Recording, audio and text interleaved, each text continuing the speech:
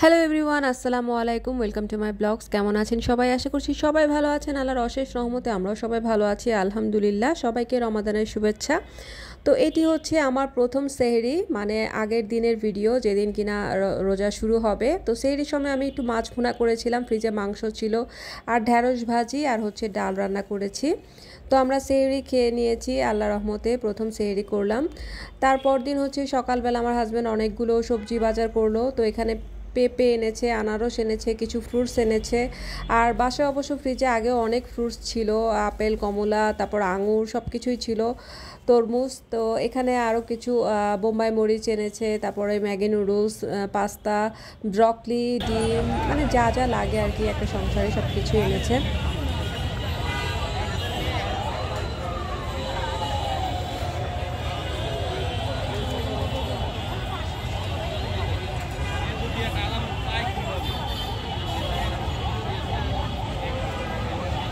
সকালে আমি বাজার গুছিয়ে একটু বাইরে গিয়েছিলাম। বাইরে যেয়ে দেখি আন্দোলন শুরু করেছে, রাস্তায় মানুষজন বসা ছিল। তারপর আমি বাসায় চলে এসেছি।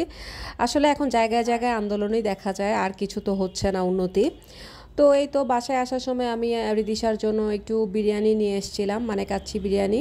যেহেতু আমরা সবাই রোজা, রিদিশা দুপুরে খাবে, তাই ভাবলাম যে ওর জন্য একটু বাইরে থেকে কাচ্চি নিয়ে যাই। আর রিদিশা যেহেতু পোলাও কাচ্চি অনেক পছন্দ করে, তাই ওর জন্য দুপুরে এটাই নিয়ে আসলাম। তো এদিক দিয়ে বাসায় এসে এখন আবার একটু রেস্ট নিয়েছিলাম। রেস্ট নিয়ে রিদিশাকে খাইয়ে গোসল করিয়ে দিয়ে তারপর চলে গেলাম আবার কিচেনে যে আমি ইফতার আয়োজন করছিলাম। ইফতারে সব কিছুই প্রিপারেশন করে নিয়েছি আগেই। পেঁয়াজও এখন ভেজে নিচ্ছি, তারপর আলুর চপ বানাবো, বেগুনি, ডিম চপ, সব কিছুই তৈরি করব। প্রথম রোজার ইফতার একটু সব কিছুই রাখবো আর কি, ভাজা পোড়া।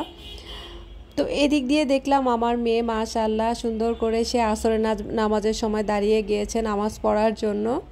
তো আল্লাহ আমার মেয়েটাকে দীর্ঘজীবী করুন, সবাই আমার মেয়ের জন্য দোয়া করবেন, আমার মেয়ে যেন অনেক বড় হয়। তারপর আবার কিচেনে গেলাম, আমি ভাজা পোড়া শেষ করে নিয়েছি। তারপর ভাবলাম একটু নুডলস রান্না করি। যেহেতু রিদিশা ভাজা পোড়া তেমন খেতে পারে না, ও ঝাল খেতে পারে না, তাই ভাবলাম একটু নুডলস রান্না করে নিই। মাইশা আর রিদিশা নুডলস অনেক পছন্দ করে, তো ভাবলাম যে নুডলসটাও ইফতারিতে রাখা যাবে, বাচ্চারা খেলে পছন্দ করবে। তো এই তো আমার ইফতার আইটেম সব কিছু রেডি। আসলে ইফতার আইটেম একটু আমি ভিডিও কম করেছি, ইফতার করার সময় এত ভিডিও করা যায় না।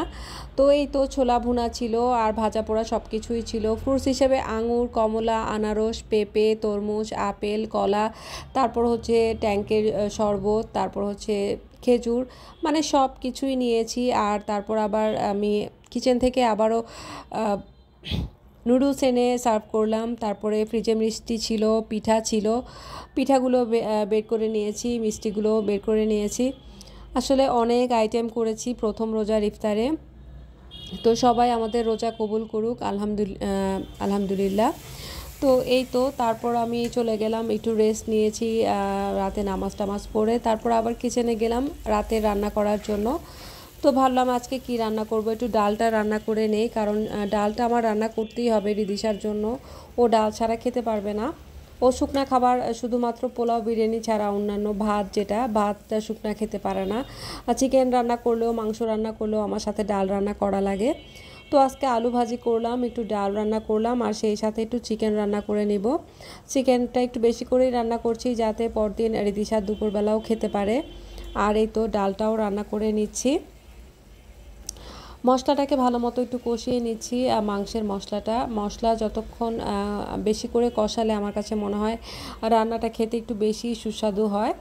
তো চিকেনটা একটু রান্না করব, কারণ হচ্ছে রিদিশা চিকেনটা একটু বেশি পছন্দ করে।